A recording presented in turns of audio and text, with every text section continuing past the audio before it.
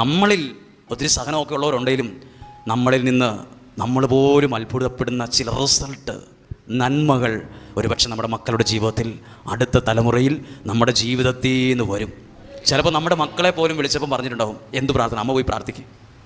മിക്കവാറും ഈ പ്രാർത്ഥനയ്ക്ക് വരുന്നതിന് മുമ്പ് ഭയങ്കര വഴക്ക് നടന്നിട്ടായിരിക്കും ഇങ്ങോട്ട് വന്നത്. ഭയങ്കര വഴക്ക് വീട്ടിൽ കടന്ന്, എന്തിനാ പ്രാർത്ഥനയ്ക്ക് വരുന്നുണ്ടോ, നിങ്ങൾ വരുന്നില്ലേ എന്ന് ചോദിച്ച് വഴക്കുണ്ടായി. ആര് വന്നാലും വന്നില്ലേലും, ആര് കേട്ടാലും കേട്ടില്ലേലും നമ്മളിൽ നിന്ന് ദൈവം ചിലതിനെയൊക്കെ നല്ലതാക്കി കൊണ്ടുവരും.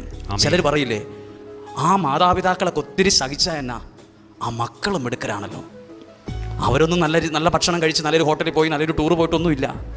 അവരൊക്കെ പ്രാർത്ഥനയായി മുട്ടുമ്മയിൽ നിന്നും കണ്ണുനീരൊഴുക്കിയൊക്കെ പ്രാർത്ഥിച്ചവരാണ്. പക്ഷെ മക്കളോ, അവരിൽ നിന്നാണ്. അപ്പം അനുഗ്രഹമുള്ള ഒരു തലമുറയെ നമുക്ക് ഉയർത്തിക്കൊണ്ട് വരണമെങ്കിൽ ഇവിടെ ഇരിക്കുന്ന നമ്മളെപ്പോലെ കുറച്ച് പേരൊക്കെ വേണം. നമ്മളെപ്പോലെ കുറച്ച് പേരൊക്കെ ഇങ്ങനെ വേണം. നമ്മളെ ആ ദൈവം കണ്ടേയിരിക്കുന്നത്.